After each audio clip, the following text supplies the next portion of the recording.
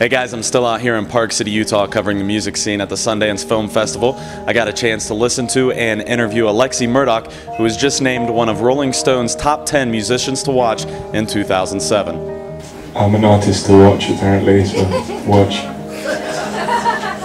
I don't know about being an artist to watch though, that's kind of like, watch, do what, you know what I mean? Yeah. I'd like less eyes and more ears, you know what I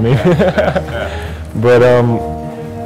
But yeah, no, I mean, you know, it's all good, you know, for me, I chose to do this independently and like truly independently. Right. So, you know, that kind of recognition, which is, I think, really quite rare, and I think it's also kind of promising that mainstream press like that is willing to now actually kind of look at people who are truly independent. I've been searching all of my days, all of my days. What they say about, you know, getting involved in a major situation, especially when you're, I think when you're a fledgling, you know, artist, if I can use that word,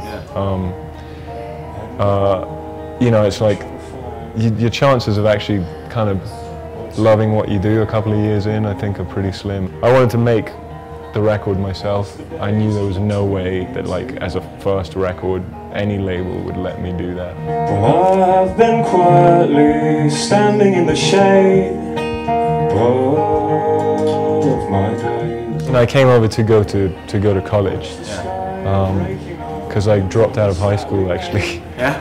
And then got into Duke philosophy, huh? Yeah, it's weird. I guess I kind of conned them a little bit or something. As the days keep turning into night. You know, someone gave me his biography and I read it, and the similarities in terms of, you know, where he grew up and like the space that he lived in, I think it was kind of uncannily similar to me, and I think in a way that probably, you know, there's something about the space you grow up in that really affects you. In the quiet of a shadow. That was a trip, yeah. I mean, it was just so weird because it was like, hey, do you want to go to Chicago and play with Pete Townsend? And it was just like, wait, which Pete? I was like, there must be like another Pete Townsend. No, the Pete Townsend from the Who. And he was an amazing guy. I had a really long talk with him about music and stuff, and he's really like, he's the real deal. Yeah, the true word binds.